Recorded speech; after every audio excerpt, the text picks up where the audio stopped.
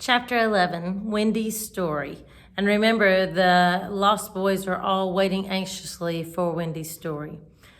Listen then, said Wendy, settling down to her story, with Michael at her feet and 7 boys in the bed. There was once a gentleman. I had rather he been a lady, Curly said. I wish he had been a white rat, said Nibs. Quiet, their mother admonished them. There was a lady also, and, oh, Mummy, cried the first twin, you mean that there is a lady also, don't you? She is not dead, is she? Oh, no. I'm awfully glad she isn't dead, said Toodles. Are you glad, John? Of course I am. Are you glad, Nibs? Rather. Are you glad, twins? We are glad. Oh, dear, sighed Wendy. Little less noise there, Peter called out, determined that she should have fair play, however beastly a story it might be in his opinion. The gentleman's name, Wendy continued, was Mr. Darling, and her name was Mrs. Darling. I knew them, John said, to annoy the others. I think I knew them too, said Michael, rather doubtfully. They were married, you know, explained Wendy, and what do you think they had? White rats, cried Nibs, inspired. No, it's awfully puzzling, said Toodles, who knew the story by heart. Quiet, Toodles. They had 3 descendants. What is descendants?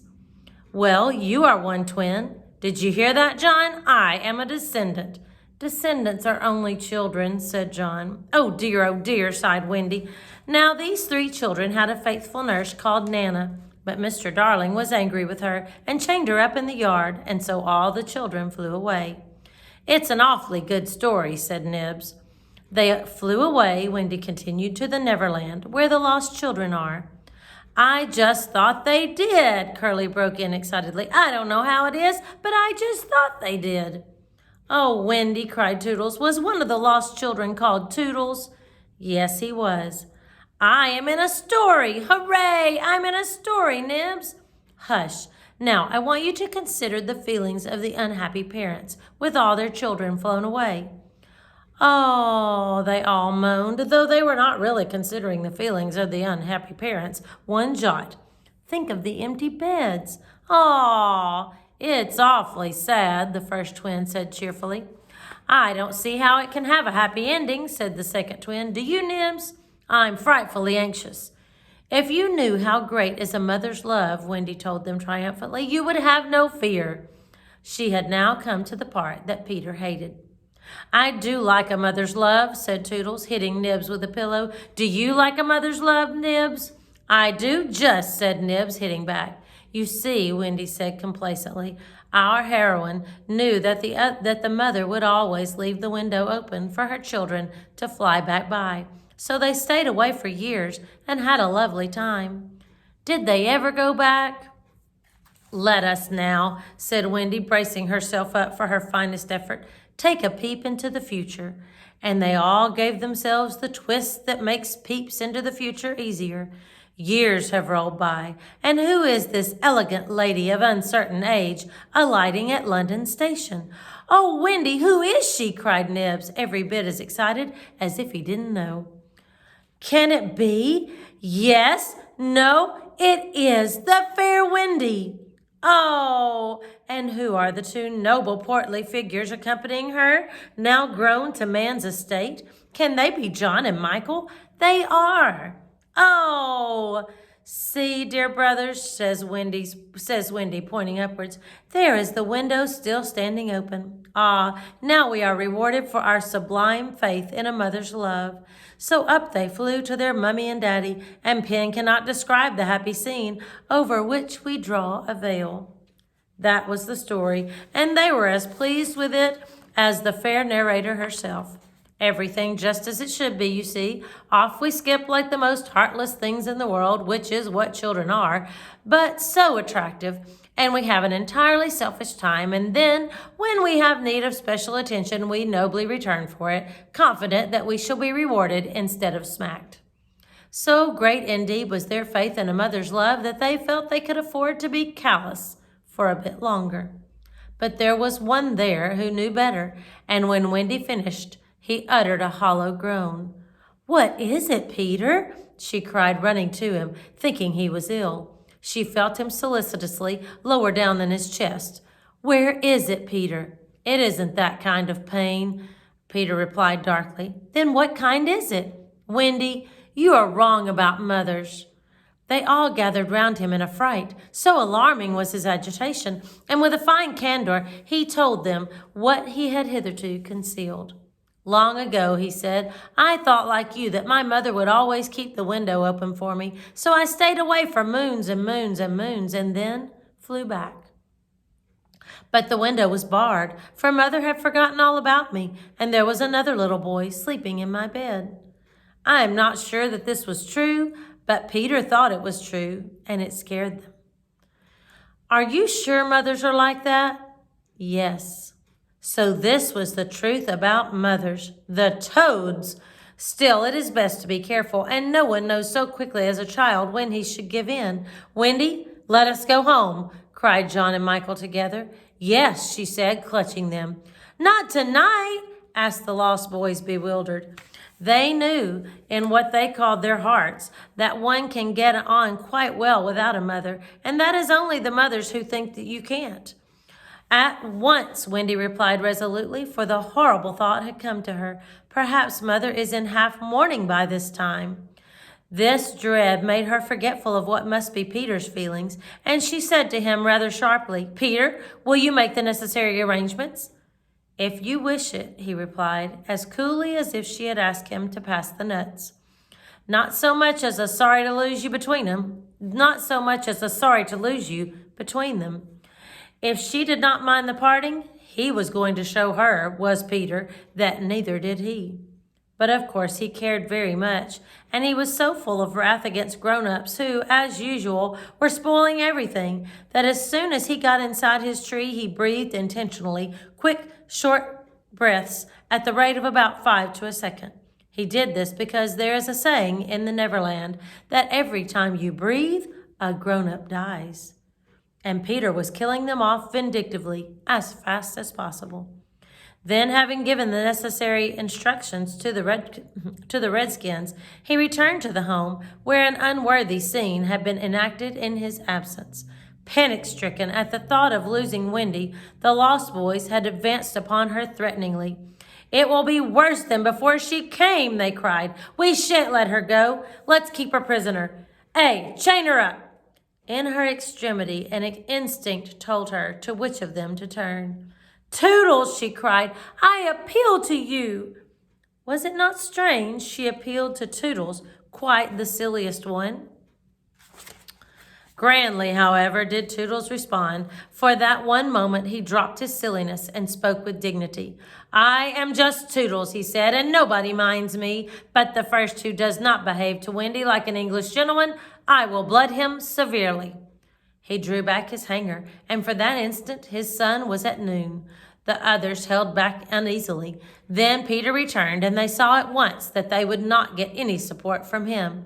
He would keep no girl in the Neverland against her will. Wendy, he said, striding up and down, I've asked the Redskins to guide you through the wood.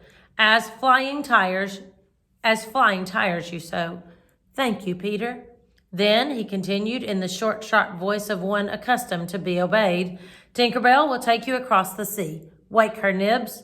Nibs had to knock twice before he got an answer, though Tink had really been sitting up in bed listening for some time.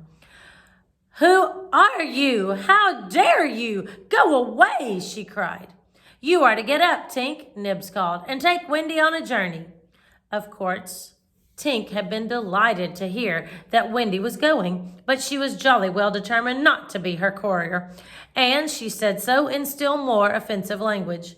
Then she pretended to be asleep again. She says she won't, Nibs explained, aghast at such insubordination, whereupon Peter went sternly toward the young lady's chamber. Tink, he rapped out, if you don't get up and dress at once, I will open the curtains, and then we shall all see you in your pajamas. This made her leap to the floor. Who said I wasn't getting up? She cried. In the meantime, the boys were gazing very forlornly at Wendy, now equipped with John and Michael for the journey. By this time they were dejected, not merely because they were about to lose her, but also because they felt that she was going off to something nice to which they had not been invited. Novelty was beckoning to them as usual. Crediting them with a nobler feeling, Wendy melted. "Dear ones," she said, "if you will all come with me, I feel almost sure I can get my father and mother to adopt you."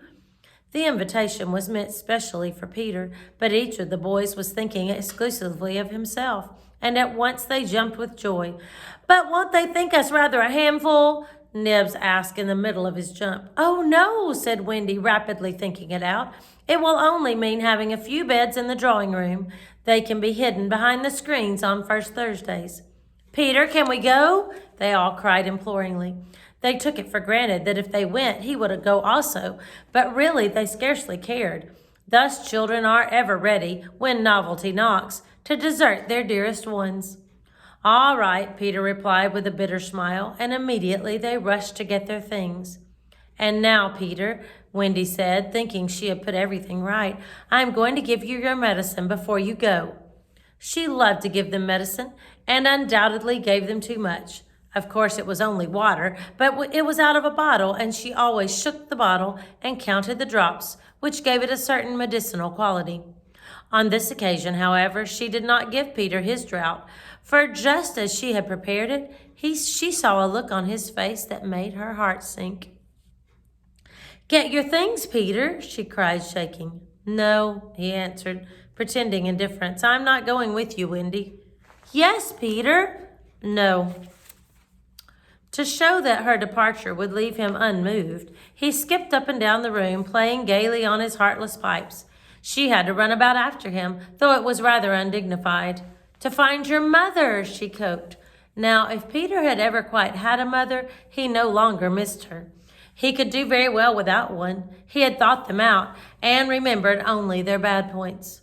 "No, no," he told Wendy decisively. "Perhaps she would say I was old, and I just want always to be a little boy and to have fun."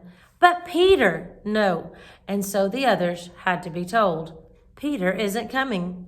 "Peter not coming?" They gazed blankly at him, their sticks over their backs, and on each stick a bundle. Their first thought was that if Peter was not going, he had probably changed his mind about letting them go. But he was far too proud for that. "If you find your mothers," he said darkly, "I hope you will like them." The awful cynicism of this made an uncomfortable impression, and most of them began to look rather doubtful. After all, their faces said, were they not noodles to want to go? "Now then," cried Peter, "no fuss, no blubbering. Goodbye, Wendy." And he held out his hand cheerily, quite as if they must really go now, for he had something important to do. She had to take his hand, and there was no indication that he would prefer a thimble. Remember, that means a kiss. "You will remember about changing your flannels, Peter?" she said, lingering over him. She was always so particular about their flannels. "Yes." "And you will take your medicine?" "Yes." That seemed to be everything, and an awkward pause followed. Peter, however, was not the kind that breaks down before other people. "Are you ready, Tinker Bell?" he called out. "Aye, aye." "Then lead the way." Tink darted up the nearest tree, but no one followed her, for it was at this moment that the pirates made their dreadful attack upon the redskins. Above, where all had been so still, the air was rent with shrieks and the clash of steel. Below, there was dead silence. Mouths opened and remained opened. Wendy fell on her knees, but her arms were extended toward Peter. All arms were extended to him, as if suddenly blown in his direction. They were beseeching him mutely not to desert them. As for Peter, he seized his sword, the same he thought he had slain Barbecue with, and the lust of battle was in his eye. Okay, chapter 12 tomorrow. The children are carried off. See you then.